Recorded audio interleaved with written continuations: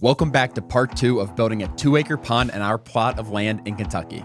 If you're new to the series, make sure to click on the link in our description to watch our journey from the beginning. Where we last left off, we're just flagging out the perimeter of the pond so we can start digging. But before we can start, we need to explain one of the most important parts to make this pond work: clay.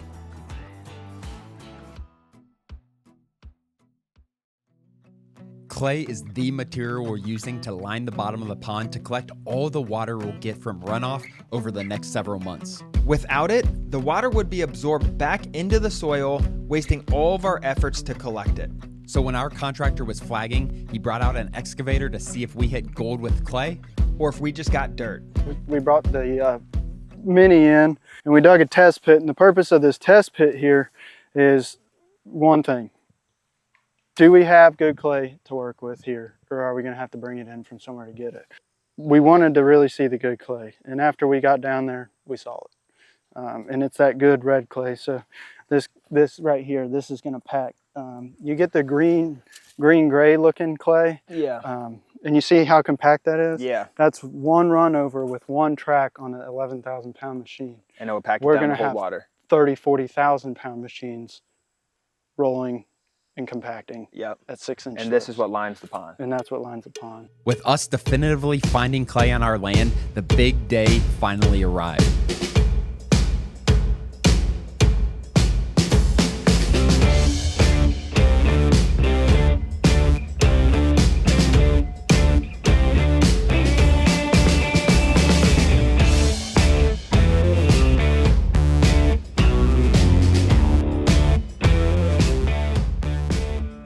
The first step with building the pond was clearing all of the topsoil and storing it for later.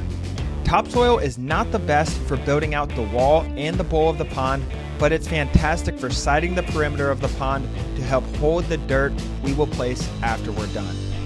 Explain why the soil is going down in this bottom of the field here. So it's got to be stripped over everything already.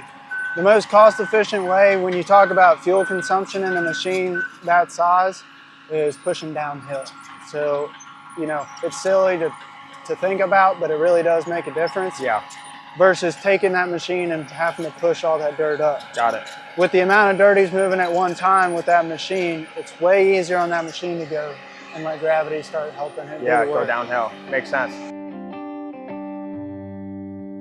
After a few days of work, we got all of the topsoil cleared and we're ready to start working on the most important part of the dam, the keyway.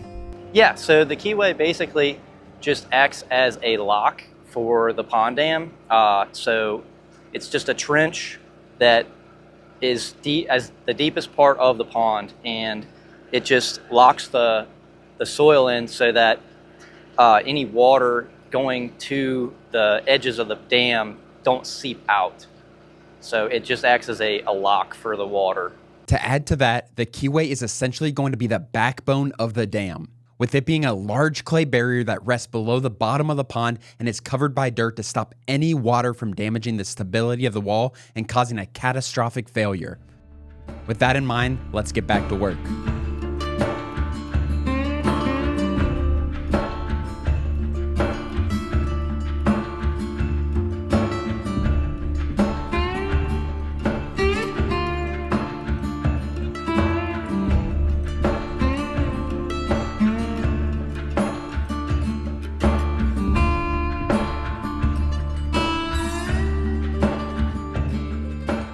During the first couple of days of building the keyway, we first started to dig to the depth of the pond and started carving out the shape of the trench, which is almost 9 feet deep.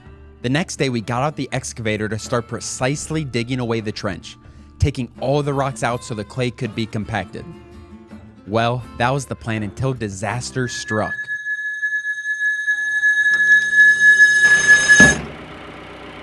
Yep, on the first day of digging, the excavator's hydraulics started to give out. We got it fixed, but then it overheated.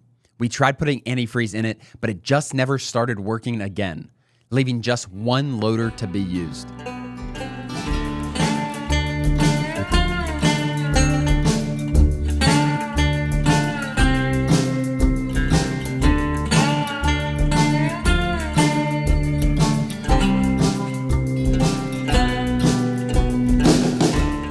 With our contractor trying to find a solution, our plan switched from working on the keyway to instead scraping and collecting all of the good clay to put it in the middle of the pond for when we're ready to start compacting.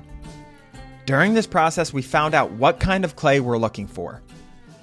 All right, so basically what we're looking for is a good lean clay to put back in the keyway. That's why we're taking it from up here. It's crumbly and it packs really good. When it's packed, it'll repel water versus absorb it. Lean clay, when it packs in, it almost becomes solid and it sheds water or will hold the water, and it doesn't expand and contract very much with drying out or being wet. So that's why the good clay is going back into the keyway, and that's the whole point of it, to hold the water in and not let it seep out or create cracks in the dam. If we were to have fatty clay, when it would dry out or contract back, it would create cracks and then you get leaks in your dam. So this good lean clay is what we're looking for to pack down into the bottom of the keyway. We spent the next couple days collecting lean clay until we hit another issue. The loader that we've been renting all this time started to flake metal and the bucket nearly broke, making it unsafe and unreliable to use. Thankfully, this wasn't a huge setback for the pond because we were able to get a new loader out there the very next day. So as soon as it was dropped off, we decided to restart working on the keyway because the new loader could do it. In fact, this loader was so much better, it carved out the majority of the right keyway trench in less than a day, something that took 2 days for the previous loader to do. So we're finally moving again.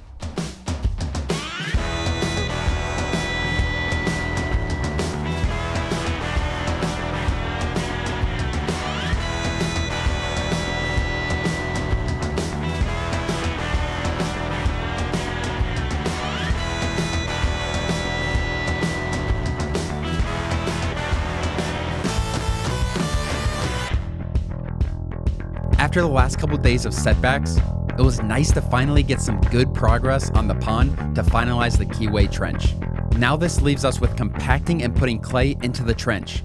Should be self-explanatory, right? And if the material isn't there for lining the pond, like you don't have good clay to start with, that just has to be brought in, which is an additional cost, obviously. Kentucky's pretty known to have a lot of rock, so it's pretty easy to run across some bad areas to do natural pond with everything that you need being on site. For sure.